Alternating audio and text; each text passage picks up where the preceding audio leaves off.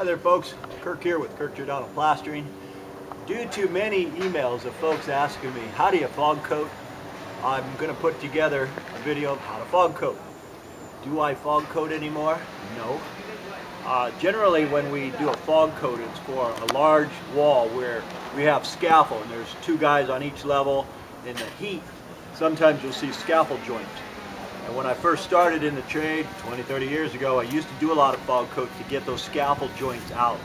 I do get a lot of calls from condominiums and homeowners associations which say, gee, we want a fog coat as opposed to paint. Well, if you're going to do anything, color coat or paint, a fog coat is simply to get out differentials of color, usually. Anybody who wants to change a color using a fog coat, good luck, but don't say I didn't warn you. Alright, can you zoom in? This is a Habra color chart. This is a Habra color chart. Now, and it's a lifestyle. Lifestyle, what does that mean? Well, first of all, I'll show you this. There's a couple photographs that Habra has in here. In this middle photograph, it has a big wall, and it's obvious there's so many variations in the color coat because here's your standard color coat mix. 2 pounds in a 100-pound sack or 94-pound sack. We use one of these per sack for a color coat. But special order colors can come in 5 pounds, can come in 9 pounds. I've seen them come in 11 pounds. And when you're mixing that much color pigmentation, we are going to get varied colors. Say even small walls, even if you're good and you know what you're doing, when you put this much color pigmentation into a 94-pound sack of color coat, it gives you a bunch of variations. Some folks love that, some folks hate it. So what I'm going to do is I'm going to show you how to fog coat because I have so many fellows asking me how to do it. You order a bag of fog coat. Fog coat is sold everywhere. Close, Hayward, Alta Building Supply in Oakland or West Side, they all sell fog coat. You take this 25-pound sack, you put the entire contents in a 5-gallon bucket. You put 3 gallons of water. You mix it. I'm going to use the drill here to mix that. And then you let it slack. Let it sit for 20 minutes. Then you put another 7 gallons, so you end up with 2 full buckets. Back and forth, mix that again. After you have it mixed up to like a milky consistency or a fine, it's got to be real watery. Why? Because then it goes into something like this. A lot of ways you could use it in an airless. I prefer, and folks like me in the industry prefer to use these Hudson sprayers. Here's a real important tip. Triple screen these with the nylon paint screeners because 1 grain of sand will screw up your whole day. And what happens if you get 2 or 3 grains of sand, it comes in the tip here, and instead of giving a nice beautiful mist, it'll just spray in one direction and it'll saturate a wall and just screw up the whole finish. So that's real important.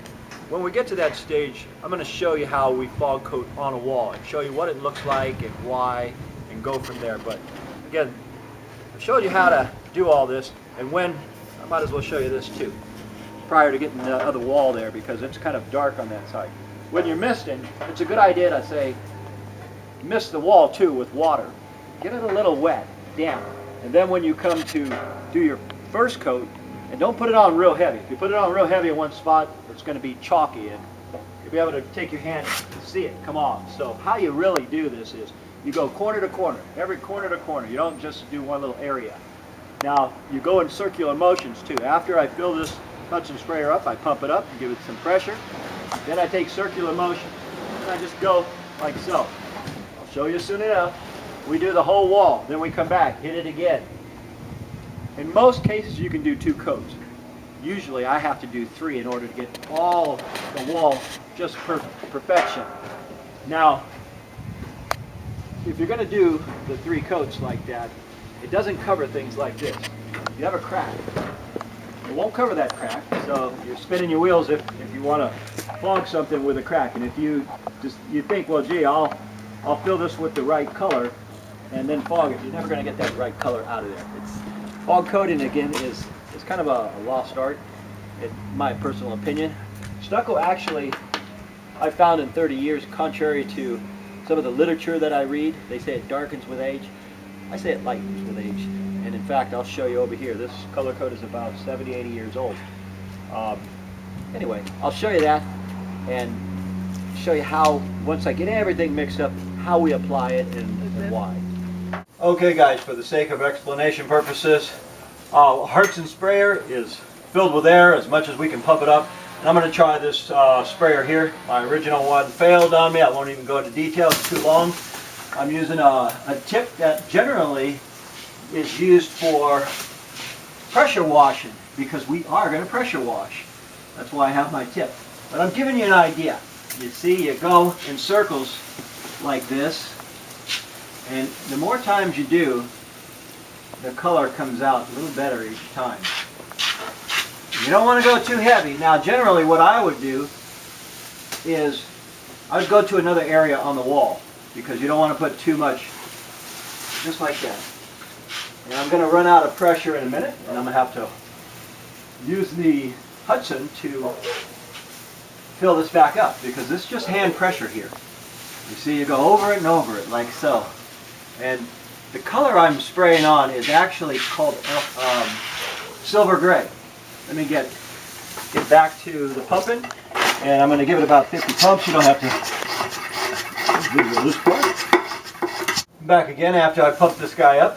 Again, we're using silver gray on this, and this is just to prove a point.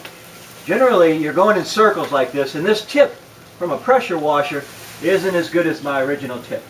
So, this is how we fog coat. We just keep going in circles, and as a rule, I'll hit the entire wall and then come back again. But as for explanation purposes, I'm showing you this way.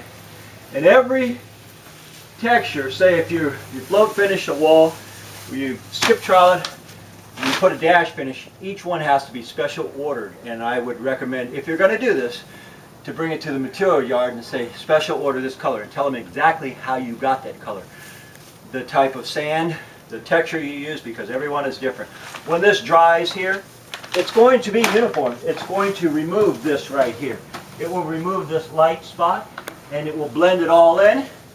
But if I was going to do this for real, I would give this about another half hour, and then I'd come back and I'd lightly mist it again. One more time, and that is how you fog coat a wall. Windows, doors should always be covered. This is a porous material. It won't stick to metal, but who wants to clean metal? Cover everything. Otherwise you will be cleaning windows, doors, even these. I even cover these when I do this. I haven't done a fog coat in about 7 years, and hopefully I'll never have to do another one. But again, enough of you folks have emailed me and said, how do you do it? Well, that is how you do it. And it comes actually with a different kind of tip, but we improvise a lot in our trade. If you have any questions on what I'm saying here, if I missed anything, email me and I'll fill you in. And again, I highly recommend fog coats for scaffold joints only, but there's always somebody who says, I'm going to do my whole house and change the color. Good luck. My name is Kirk. I'm with Kirk Giordano Plastering. We're going to get back to what we originally started on this job. We'll see you folks on the next one.